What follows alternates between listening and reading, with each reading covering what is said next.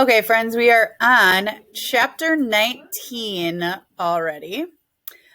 Sophie was just left at home and she had a list of things that she needed to do while mom and dad were at work, which was in the garage, right?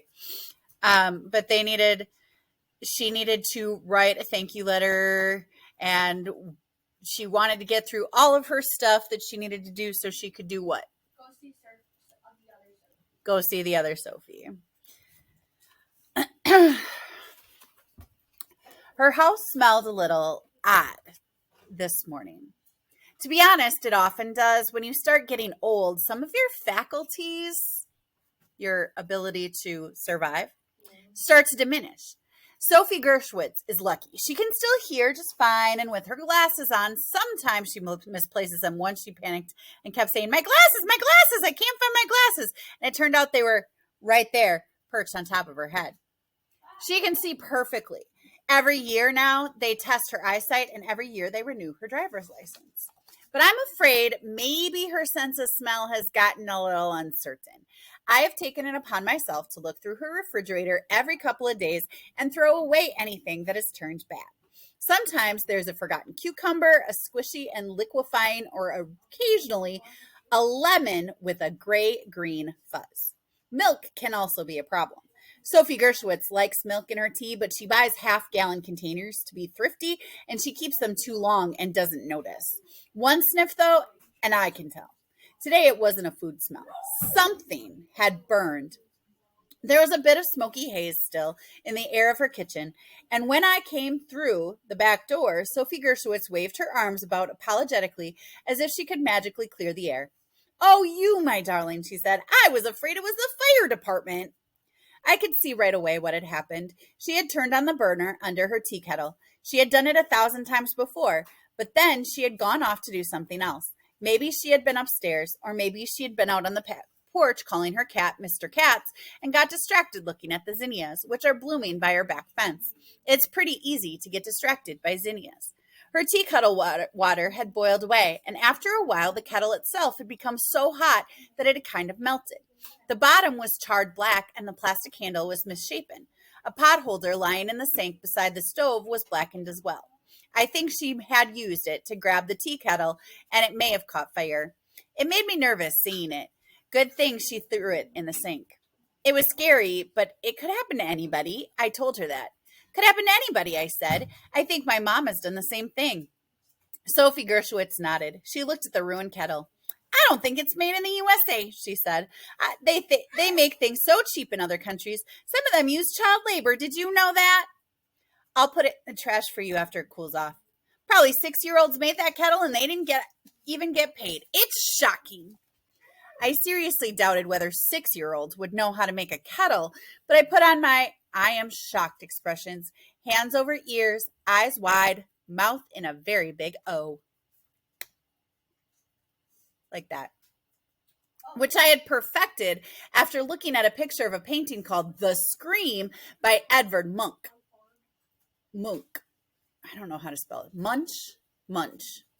And that made Sophie Gershwitz do the same. And we looked, I am shocked, at each other until we both started to laugh. Do you know the Scream painting? Yeah. It's got the guy and he's like, ah. There's all this like stuff, wavy stuff behind him. Yeah. She sat down at the table. I left the kitchen door open to air out the fumes of the melted plastic candle, and I came and sat with her. List of things that make you feel like you screwed up, I announced. Sophie Gershwitz likes my list. She chuckled. You go first, she said. When you don't notice the sliding door to the deck is closed and you walk right into the glass and whack your forehead, I said. I had done that last week. She was silent. Now you, I said. She looked blank. How about when you can't find your glasses and look everywhere and it turns out they're on top of your head? Sophie Gershwitz chuckled. Yeah, that's one. Now me. When you come out of the girls' bathroom and don't realize there's a piece of toilet paper stuck to your shoe, but of course, everyone else notices it right away. You're a good girl, she said suddenly and patted my hand. Thank you, it's your turn. My turn? Our list, stupid stuff. How about when you forget that you turn on the stove and you burn up the stupid tea kettle? Sophie Gershwitz looked where I pointed, at the ruined tea kettle in the sink. She nodded, but she didn't laugh. She looked sad. List of bad smells, I announced to cheer her up. Me first. Burned plastic. She smiled. Litter box. She looked over at the little braided rug under the window where Mr. Katz was snoozing. I pondered. Poopy diapers, I suggested. I remember those, Sophie Gershwitz said. How long has it been since you changed diapers? I asked her. How old is Aaron? He's about to retire, so 60 maybe? And they were cloth diapers then, right? You had to wash them? Sophie Gershwitz nodded. I hung them out on the clothesline, or inside if the weather was bad. What day is it? She asked suddenly. Wednesday. Aaron's coming on Friday, she told me. So she knew. Chapter 20. Patients should be told that recording of mental status is routine and that they should not be embarrassed by it being done. Now I'm going to do something routine, I told Sophie Gershwitz as I took out the Merc with the right pages bookmarked and my notebook. We had brought in all the laundry from the clothesline and folded it. She has a dryer, but she will only use it in the winter when it's too icy or too windy to go out in the yard.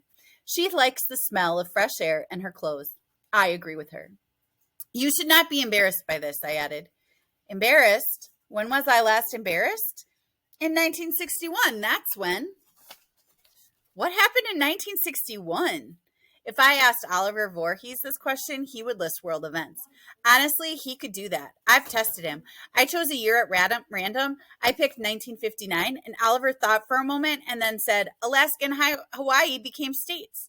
But when I asked Sophie Gershwitz what happened in 1961, she just laughed and said, You think I'm going to tell you? It was embarrassing. Come on, please. I won't laugh. Oh, all right. Aaron was a baby. I was feeding him. Doorbell rang. I got up and went to the door with my blouse still open. Just wasn't thinking. It was Mormon missionaries. Nice young man, wearing neckties. They got all flustered and made me flustered, and Aaron started screaming. I just shut the door on them. Rude, but I was embarrassed. But you haven't been embarrassed since? Not ever? She wrinkled her forehead thinking. Then she said, No. I couldn't help thinking how lucky she was. I'm embarrassed at least 3 times every day. More than that during the school year. Okay then, I told her. In that case, you definitely should not be embarrassed by this. It's routine. I picked up my pencil and then I checked the directions one more time. 1. Orientation. Test the 3 parameters of orientation. Person, what is your name? Time, what is today's date? Place, what is the name of this place? What is your name? I asked her. She frowned at me as if I had turned stupid, but she answered, Sophie Gershwitz. What is today's date? She shrugged and then glanced through the open kitchen window. Hot. Then she noticed the newspaper there on the table and looked at it slyly. July 28th, she announced, reading the date. Is that cheating to look at the newspaper? Who am I to judge? Correct. And last, what is the name of this place? Sophie squinted at me puzzled. It's the kitchen, she said. She was right. It's a confusing question. What is your address? I asked her. Is this some kind of test? Sort of, I told her. Actually, it is, but don't feel embarrassed. It's routine. What is your address? She pointed to an envelope lying beside the newspaper. Her electric bill unopened. 21 Kokarua Street. She read aloud and looked triumphant. What's my prize? Do I win the lottery? In my notebook, I put a check mark after question 1, orientation. She had passed question 1 with flying colors. Piece of cake. We went on to question 2.